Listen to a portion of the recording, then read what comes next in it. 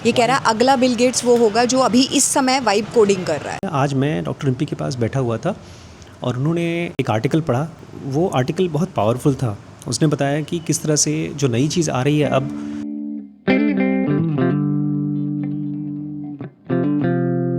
Welcome to the new vlog.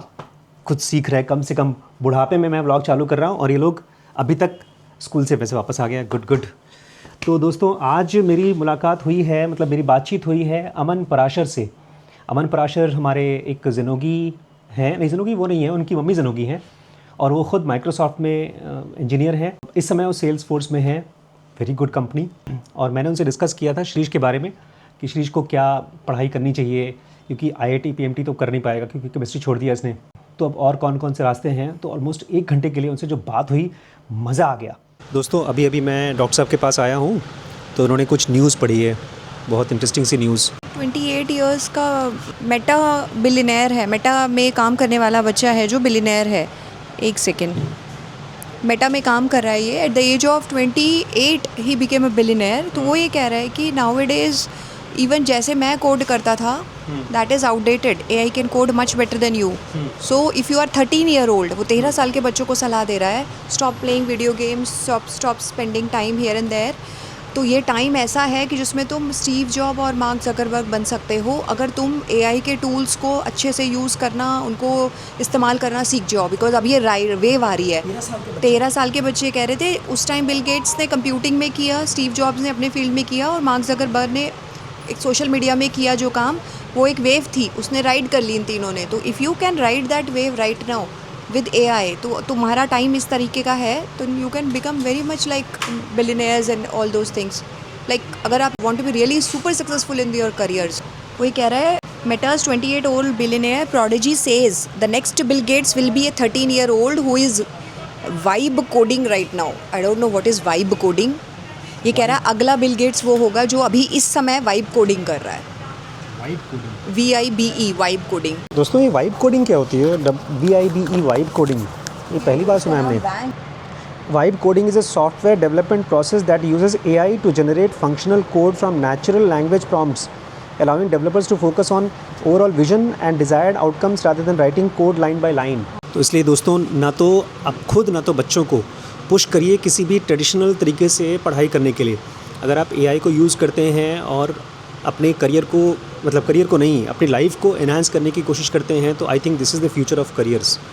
मैं खुद doctor साहब के साथ पीछे पड़ा हूँ कि हम लोग भी कितना ज़्यादा से ज़्यादा AI को यूज़ करके अपनी गहराई को बढ़ाएं। तो ये अलेक्जेंडर वांग, इसकी कंपनी को, AI कंपनी को उसने, मेटा ने ओवरटेक किया है। तो ये कह रहा है कि अगर आप 10,000 घंटे AI टूल्स के साथ खेलते हुए बिताते हो रादर देन कोई वीडियो गेम या कुछ, तो आपको ह्यूज एडवांटेज मिलेगी। और जितने ज़्यादा टीनेजर्स हैं उतना ज़्यादा आप टाइम कम वेस्ट करके इन टूल्स के साथ खेलते हो, AI टूल्स, क्योंकि उनके पास फ्रीडम होती है, टाइम होता है टेक्नोलॉजी के साथ प्ले करने का टीनेजर्स को, तो उनको बहुत ह्यूज एडवांटेज है इस टाइम पे।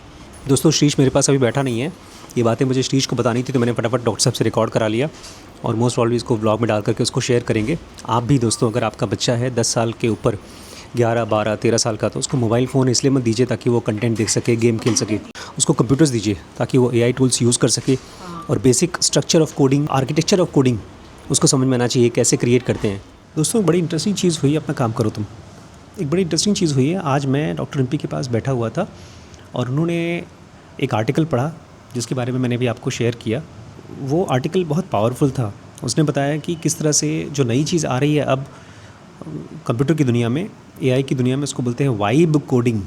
वाइब कोडिंग मतलब आप किस तरह से नॉर्मल भाषा में, आदमी की भाषा में, इंग्लिश में, हिंदी में या नॉर्मल लैंग्वेज में आप कंप्यूटर से कोडिंग करवा सकें। ये इतना आसान नहीं है क्योंकि ये AI के ज़रिए आपको, उनके टूल्स के ज़रिए उसको यूज़ करके ही आएगा। तो फिर श्रीश को फिर हम अकाउंट्स क्यों दिलवाएं? बल्कि मैं तो सोच रहा हूँ जो सबसे कम मेहनत वाला काम है वो करवाएं, मतलब सब्जेक्ट दिलवाएं। इसके पास है English, AI, computer, business studies, maths. अब इकोनॉमिक्स या अकाउंट्स, ये 2 ऑप्शन था। मैं तो कोई और ही खोज रहा हूँ, और भी हल्का, और भी आसान, जिसमें उसको कोई दिमाग नहीं लगाना पड़े। अपना पूरा फोकस वो बिजनेस स्टडीज़, कंप्यूटर और AI पर दे। देखते हैं, आपको कोई आइडिया हो तो बताइएगा मुझे, इसमें कम से कम दिमाग लगाना पड़े और मार्क्स मिल जाएँ अच्छे, ताकि वो अपना पूरा का पूरा फोकस कंप्यूटर पे ही दे सके। दोस्तों मैं पिछले 3-4 दिनों से, शायद एक हफ्ते से घर से निकला नहीं हूँ कहीं वॉक पर। तो मैंने कहा चलो आज वॉक पे चलते हैं। बोलते नहीं, आज कहीं दूर लेके चलो। तो ये देखिए डॉक्टर साहब कहाँ लेकर आई हैं। ये देखिए इसका नाम है, हमारे लखीमपुर में एक छोटा सा लेक खुला है, लेक बना है मान सरोवर। बोटिंग करनी है तुम्हें? नहीं, बोटिंग नहीं करनी है, वॉक करना है बस इसके अराउंड। ये हमारे घर से कम 10 किलोमीटर दूर होगा ये। लेकिन खुला खुला है, खेतों में बना हुआ है ना, तो पानी है, बोट्स है, अच्छा बना है। शौकीन है भाई, वॉक करने की शौकीन है। लेकिन तुम्हारे मन में कुछ समझ में आया होगा तुमको ना, क्या? शीश को लेकर के जो सब्जेक्ट चेंज करने के लिए तुमने कहा पीटी ले ले, कोई दिक्कत नहीं है, कंप्यूटर में काम करे अच्छे से। हाँ, मुझे ऐसा लगा कि अगर वो मिजरेबल है और पढ़ नहीं रहा है तो फिर वही बात है, वो मिजरेबल रहेगा तो एस्केप ढूंढेगा ना। गाड़ी चलाते समय जमाई ले रहा था, डॉक्टर साहब बोलती है तुम्हें नींद आ रही है। और चाय पी सकते हो अगर आपको चाय पीनी है। चाय घर पे पियेंगे यार, यहाँ चाय नहीं अच्छी होगी। दोस्तों ये देखिए बच्चों के लिए झूले लगे हुए हैं और सब गीला गीला हो गया है। अच्छा, बंद करने के लिए गेट लगा रखा है। इसके जस्ट बाहर दोस्तों देखिए खेत है, पूरे खेत हैं सब तीनों तरफ। हाँ, और ये बीच में छोटा सा आर्टिफिशियल लेक बना है। अच्छा है, लेकिन ये बहुत अच्छा है। इसके वॉक कर लोगे तो एक राउंड इसका अप्रॉक्सीमेट 1 किलोमीटर होगा या 700-800 मीटर तो होगा। छोटे बच्चे दौड़ते रहते हैं हमेशा ना। ये देखिए दोस्तों यहाँ पर बत्तख दिखाई दे रहे हैं।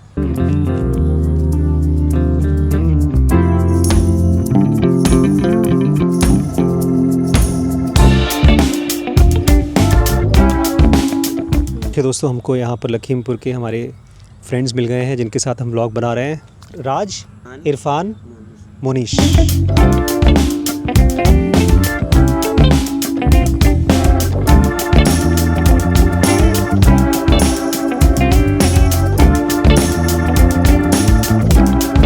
दोस्तों अब तो जाने का टाइम भी आ गया है।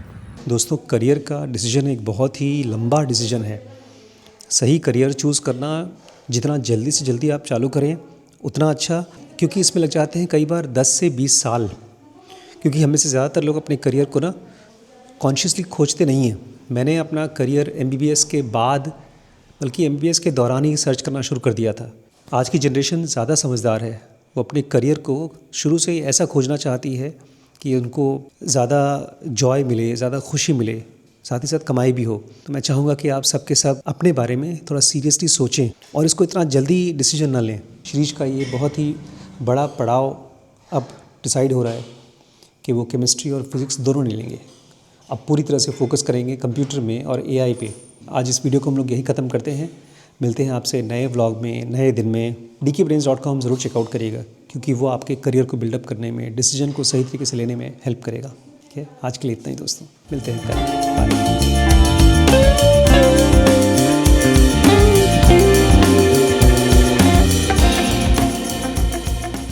ठीक है, डालेंगे तुम लोग शेयर करेंगे। ये नंबर पे बात होती है कैसे? हाँ हो जाएगा।